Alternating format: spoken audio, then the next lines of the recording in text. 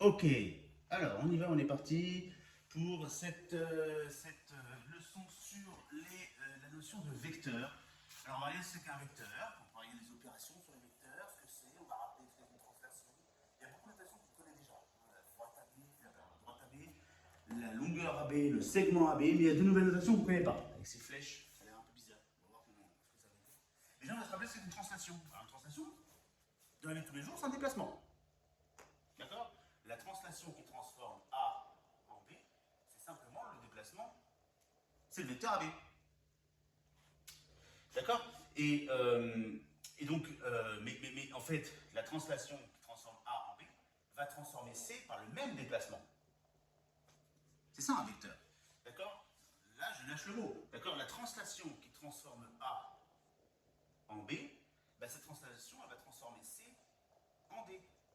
Et elle transformera E en F, qui sera, je dirais là, à vue d'œil. D'accord? Qui sera là. D'accord? Qu'il y aura là. Donc, c'est-à-dire que ça veut dire qu'on va avoir la même déplacement, la même longueur ici, le même sens et la même direction. C'est-à-dire qu'on ne va pas partir par là ou par là. D'accord? On a vraiment la même direction, le même sens, la même longueur. Et bien c'est ça, les trois caractéristiques du vecteur. Même sens, même longueur, même direction. Si on a ça, on a deux vecteurs égaux. D'accord? Alors maintenant, on va regarder ces différentes notations. La notation AB. Ben, ça, c'est la longueur AB. D'accord? Si ça, c'est 5 cm, ben, AB égale 5. Donc ça, c'est un nombre. Ça aussi, c'est un nombre. C'est la norme du vecteur, c'est sa longueur. On a dit qu'il y a trois choses qui caractérisent un vecteur. Sa norme, sa direction et son sens. Donc la norme, c'est la longueur. C'est pareil, norme et longueur, c'est pareil.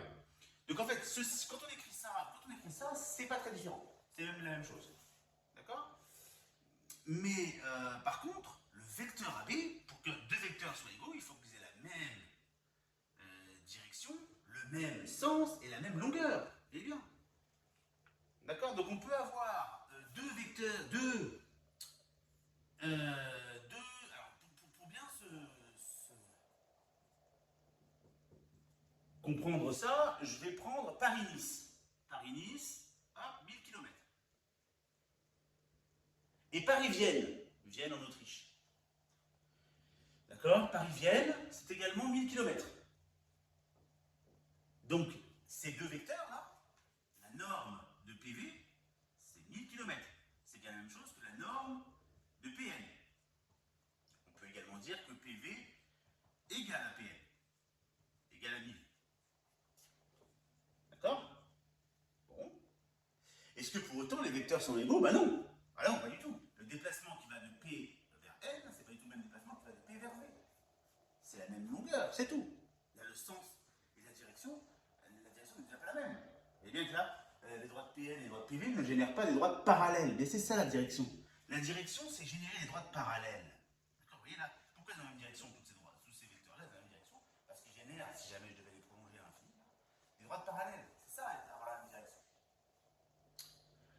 Ok, bon, bah tout ça, déjà, on a dit quelque chose d'important. Et puis le lien avec le parallélogramme. Il y a un lien avec le parallélogramme, vous voyez bien. Tiens, on va simplifier, on va prendre que ces deux-là. Le lien avec le parallélogramme, qu'est-ce que c'est? C'est que si je rejoins ces deux points, et que je rejoins ces deux points, bah, j'ai un parallélogramme. Ça veut dire quoi? Ça veut dire que le vecteur AB égale au vecteur. Alors j'ai mis. Non, c'est égale au vecteur CD. Ben, si AB égale CD, ça veut dire que ABDC, ce métier-là, ABDC, c'est pas ABCD. On aurait pu dire ABCD, on aurait pu se dire, bon, bah, c'est ABCD. Non, ABDC est un parallélogramme. Bon, ABDC, on tourne bien dans ce sens-là. Donc c'est ça le seul petit piège, là, c'est de. Donc jusque-là, on a bien compris ça, et maintenant il y a sa relation de Charles. Alors qu'est-ce que c'est que la relation de Charles? Elle nous dit juste que si je fais Paris-Nice, puis qu'après de Nice, je décide d'aller à Vienne, d'accord? Ben, au total, qu'est-ce que j'ai fait comme déplacement? J'ai fait un déplacement de Paris-Nice, puis Nice-Vienne, donc j'ai fait Paris-Vienne, en tout. Ça, c'est pas vrai en termes de longueur. En termes de longueur, j'aurais fait Paris-Nice, puis Nice-Vienne, je sais pas comment ça fait.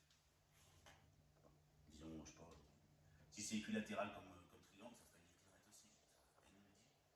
Enfin, voilà, une longueur. Bon, bah, ok, bah, dans ce cas-là, ça voudrait dire qu'on a fait plus en termes de kilomètres. Mais en termes de vecteur, en termes de déplacement, c'est la même chose. Le vecteur PL, vous voyez bien que c'est plus le vecteur MV, c'est la même chose que le vecteur PV. Ça, dans la vie de tous les jours, vous le faites inconsciemment. Si vous allez de la maison jusqu'à la boulangerie, d'accord? Faites ce déplacement-là. Puis de la boulangerie, vous allez au lycée. Bon, bah au final, vous avez fait maison-lycée quand vous êtes arrivé au lycée. Vous avez fait un petit détour de la boulangerie. Mais en termes de déplacement, vraiment, bah, c'est maison-lycée que vous avez fait. D'accord? Mais en termes de longueur, ce sera plus long, ou pareil. Si la boulangerie est sur le chemin. Si la boulangerie, si vous êtes maison, la boulangerie est sur le chemin du lycée, là, effectivement, en termes de longueur, c'est pareil. Maison, boulangerie, plus boulangerie, lycée, sera maison, lycée. Mais rien ne vous dit que la boulangerie est sur le chemin. Hein. Vous faites un petit détour vers la boulangerie qui est là, par exemple, vous avez fait un chemin plus long. Et donc vous avez forcément fait un chemin plus long, pareil. Non, mais donc en termes de vecteur, par contre, c'est pareil. Le déplacement, c'est le même. Après, on parle de somme. Donc, ça, c'est la somme de deux vecteurs. Hein. Somme de vecteurs, ben, c'est ça. Hein. Alors, là, on pourrait regarder. Hein. Si j'ajoute le vecteur, alors ça, on utilise souvent la relation de Chasles pour ajouter deux vecteurs quand on fait la somme. Là, oui, je reprends ce petit dessin-là. Si je vais faire AB plus AC, AB plus AC. Alors, la relation de Chasles nous dit qu'on peut enlever la lettre qui est là. Mais quand c'est la même, là, c'est pas la même. Sauf que AC, je peux le remplacer par un autre vecteur. AC, c'est égal au vecteur BD. Donc, j'ai le droit d'écrire AB plus BD. Puisque ça et ça, c'est la même chose. D'accord? Mais comme là, ça se... Là, je peux appliquer la règle où il y a deux lettres qui se collent, ce qu'on appelle la relation de Chasles. Donc, pour dire que c'est AD. D'accord? Ça, c'est un exemple d'une somme de deux vecteurs. On a additionné deux vecteurs. Et un produit par un scalaire, bah oui, là, un produit je sais pas, par un demi, par exemple. Donc quand je multiplie par un demi PL, vous voyez, je fais un demi de PL, bah c'est P, allez, on va dire Clermont-Ferrand, PC. J'ai aucune idée s'il y a Clermont-Ferrand au milieu, Paris, ça, j'en sais rien. Bon, enfin, admettons. Eh bien, ça ferait PC. On dira que PC, c'est la moitié de PL, parce que C est sur la route. Hein, si C est un petit peu là ou là, c'est pas vrai. D'accord? C'est ça la multiplication par un scalaire. Donc là, le scalaire, c'est un demi. Ça pourrait être autre chose.